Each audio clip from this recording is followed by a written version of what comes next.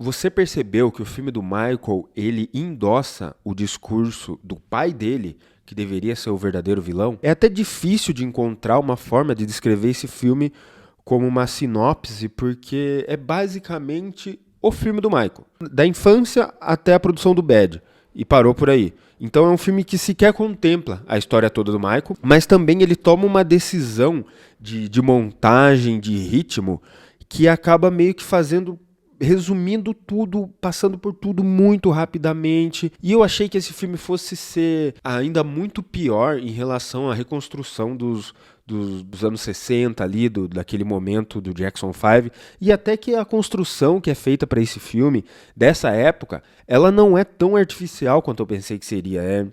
Na verdade, em termos visuais, é o momento mais inspirado do filme no sentido visual e de valor de produção. Só que ele trabalha de forma muito superficial ali as violências que o Michael sofria, e isso é um crime, na minha opinião, você tratar isso, porque tem uma cena de muito mau gosto, uma montagem ali onde está tocando uma música feliz do Jackson 5 e só mostra o pai do Michael fechando uma porta, pronto para espancar ele, tipo assim, no sentido de que ele tenta nos passar que aquelas surras que o Michael tomava eram rotineiras, mas isso não pode ser enquadrado no cinema, ela não pode ser transmitido no cinema de uma forma aonde fica rotineiro porque parece que você está tornando aceitável. Tem apenas duas cenas, eles optam por mostrar duas cenas onde o Michael apanha do pai, e a primeira cena é tratada com seriedade, a segunda já não. E isso também leva a crer que o filme suaviza um pouco a história do pai,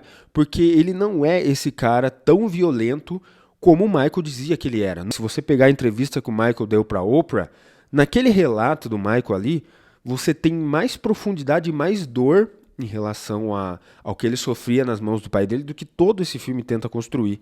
Just a look would scare you. There's been times when he'd come to see me and I would get sick. Really, I'd start to regurgitate. Inclusive, existe um grande elefante na sala em relação a esse filme, que é as escolhas que ele tomou, principalmente, vamos falar um pouco sobre a escolha do ator. O Colman Domingo é um astro em ascensão, que está em franca ascensão em Hollywood, e hoje ele é um cara do momento, ele está em diversos filmes, ele acabou de estar num filme com Spielberg, que eu falei aqui no canal também, então é o cara que todo mundo que tem uma visão diferente de cinema quer trabalhar, quer puxar ele para perto. O Oscar até Wicked, até Michael, até seja onde for, o Colman Domingo está presente atualmente. E aí existe uma decisão que eu considero difícil de tomar, que é trazer ele para interpretar o pai do Michael. É uma escolha boa porque é um ator que se parece, ele ficou bem parecido com o pai do Michael, e é um ótimo ator. Mas aí a gente tem que entender que ele é o principal antagonista. A ideia é que ele seja o principal antagonista dessa história. E todo o elenco de apoio que está no filme não consegue segurar a onda, não tem a mesma qualidade do Colman Domingo. Então ele acaba sendo o personagem mais bem desenvolvido do filme e mais bem atuado. Então é como se o filme, sem querer, acabasse criando uma certa magnetismo por esse personagem. Toda hora que o filme ganha vida é no momento que o pai do Michael está presente. E assim, não pode ser assim, porque ele é um antagonista que cometia atrocidades com o Michael, e o Michael por si só, o ator que é escolhido para fazer o Michael, ele é péssimo. Sequer é um ator. A gente sabe que ele começou a atuar agora, ele fez esse filme, mas ele consegue representar a figura do Michael. O Michael, rei do pop, o Michael no palco, o Michael quando ele faz a dança, o Michael no Thriller, mas quando você precisa tirar ele e levar para o lado pessoal, é cômico. A forma como o Jafar atua deixa o Michael muito cômico, francamente assim, bobo. Ele tem um traço de alienação muito forte, ele parece que ele não tem nenhum senso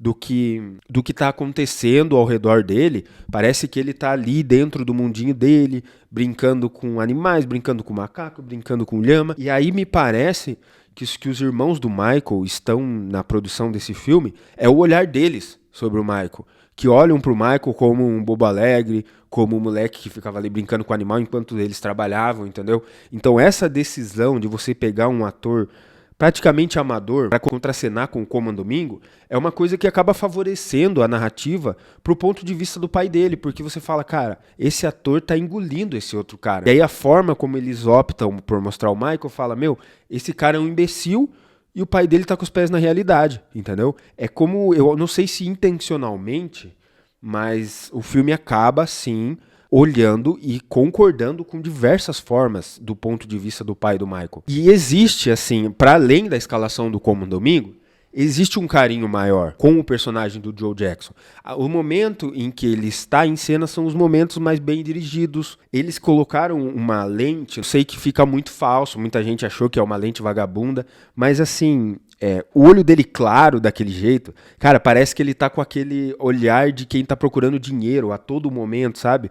Ele parece que tá brilhando aquele cifrão no rosto, parece que ele vive e o brilho no olhar dele vem de querer ganhar dinheiro acima de tudo. Então existe um trabalho ali da unidade do filme para com esse personagem que a gente não vê no próprio protagonista. E a gente não tá falando de qualquer protagonista, a gente tá falando do maior artista pop da história dessa humanidade. Não é possível que eles tratem o Michael desse jeito.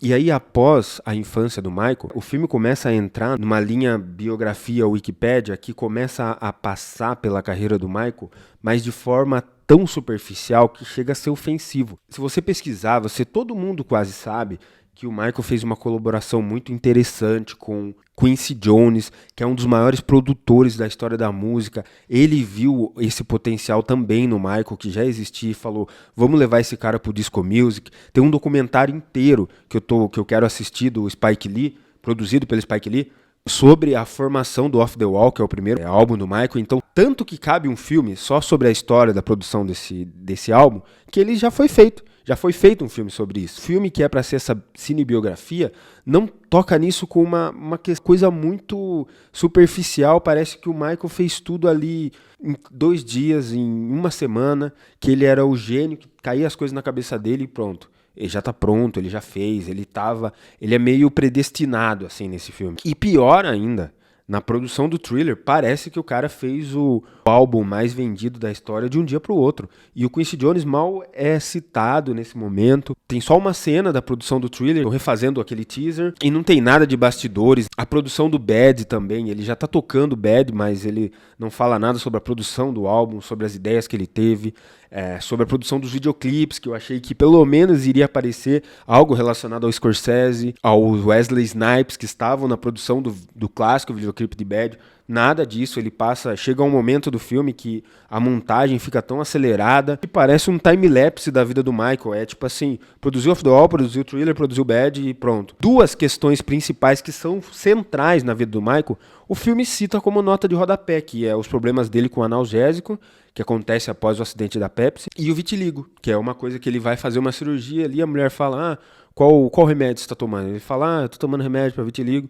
Pronto, é só isso. 2 coisas que são centrais na vida do Michael, o filme resolve ignorar porque o filme está fazendo um resumão do que foi o Michael de uma forma bem impessoal. Falta assim olhar de diretor, falta alguém querer fazer o mínimo de estudo do personagem. É um personagem que não vai do ponto A ao ponto B de lugar nenhum. Ele sai do cara do menino que é extremamente talentoso e apanhava, pro menino que saiu das mãos do pai e é extremamente talentoso e vai ganhar o mundo. E sequer, assim, o filme tenta passar de que o Michael considerava os fãs como alguém da família dele. E uma hora o Michael fala de forma bem, bem rápida, assim, não são meus fãs, são a minha família. Mas isso não tá no filme, o filme sequer acredita nisso. Há pouquíssimas interações o Michael tem com os fãs, ele pouco mostra ele se importando com as opiniões de qualquer fã dele. Quando ele sobe lá no carro, que tá todo mundo esperando ele é um símbolo, ele tá ali, mas ele não tá quanto pessoa, ele tá enquanto símbolo. E aí outra coisa que faz o filme, me faz pensar que o filme tem um viés pró a mentalidade do Joe Jackson, é que assim, as falas do Joe Jackson, elas parece que acabam se refletindo na história do filme. A opinião do pai do Michael a respeito dele, parece que o filme endossa. Porque tem um momento em que ele fala, olha, fora da sua família, ninguém vai compreender você. E todo mundo sabe que o Michael foi uma pessoa, um artista incompreendido durante a vida toda.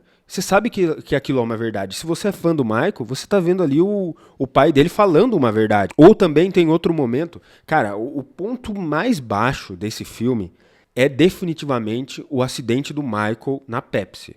Que estava pronto para o filme dramatizar e fazer algo interessante a respeito daquilo, que é o grande momento de dor física do Michael, e o filme simplesmente opta por mostrar o pai do Michael falando, olha, ele só vai se curar quando ele subir no palco, num discurso do tipo, cara, eu vou ganhar dinheiro com esse cara porque é isso que ele quer, eu vou explorar esse moleque porque é isso que ele precisa.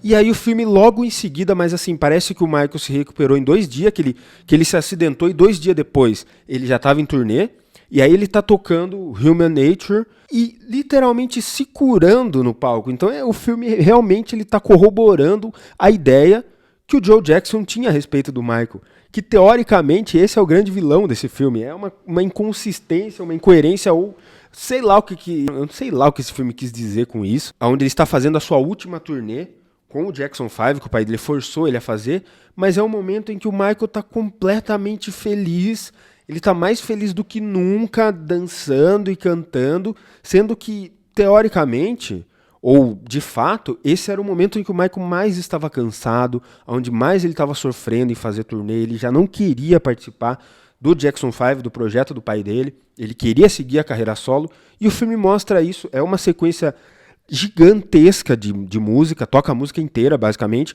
e ele tá mais feliz do que nunca, interagindo com a plateia, e assim, a forma como eles filmam interagindo com a plateia é tão pobre, porque é muito pior do que o Bohemian Rhapsody, porque o Bohemian Rhapsody você sente que existe uma plateia ali. Nesse filme, cara, me lembrou aquele filme do Mamonas Assassinas, que saiu, que você vê que tem 4 pessoas na plateia, toda vez que ele vai filmar alguém na plateia, é com uma lente muito fechada para que você não perceba a pobreza de quem não tá ali. Você mal consegue, quando tem alguém que desmaia, você mal consegue ver quem desmaiou. Você olha e você vê a pobreza cinematográfica ali, você fala, cara, eu sei que isso aqui é um estúdio onde é tudo tela verde e só tem 4 pessoas ali fingindo que tá vendo o Michael, com esse cara aí que é sobrinho do Michael e tá fazendo cosplay. É basicamente isso. Então, embelezar essa cena, essa última turnê, onde tava sendo opressivo pro Michael, é mais uma forma do filme dizer que talvez a visão que ele tenha do Joe Jackson, do pai do Michael, talvez não seja tão horrível assim. Então, para mim, fica a sensação de que as pessoas que restaram da família do Michael quiseram meio que dar uma apaziguada em tudo que aconteceu e tentar embelezar uma história que não era tão bonita assim. Por umas 4 ou 5 vezes, ele mostra o Michael cuidando de criancinhas no hospital e totalmente preocupado com o futuro delas. Isso eu acho que isso é uma semente que o filme estaria plantando para o futuro, onde o Michael sofreria todas aquelas acusações, mas o filme sofreu refilmagem, teve que retirar isso e talvez tenha uma continuação, e aí a continuação aborde isso, mas o filme fica toda hora dizendo de forma indulgente, o Michael, olha como ele cuida das criancinhas, olha o Michael, cantando, olha o Michael cuidando das criancinhas, doando dinheiro e tal.